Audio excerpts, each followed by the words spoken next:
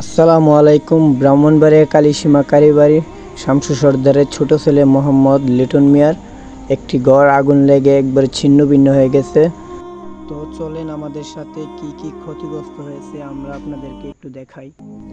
এখানে বাড়ির সাথে রাস্তাটা এতটাও ভালো না, সেই কারণে আসা যাওয়া একটু কষ্টকর আর কি।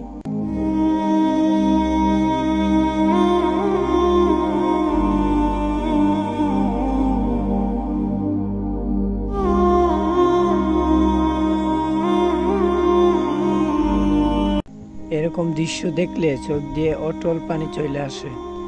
পুরে এতটা ক্ষতি হয়েছে যে খাবারের প্লেটটা পর্যন্ত পুরা একদম ছারখার হয়ে গেছে। একটা ফ্যামিলি একদম ছিন্ন ভিন্ন হয়ে গেছে।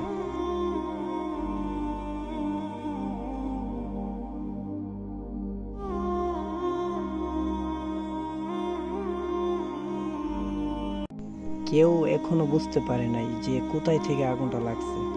সবাই ওনার জন্য দোয়া করবেন যাতে উনি আবার আগের মতো নিজের জায়গায় দাঁড়াতে পারে।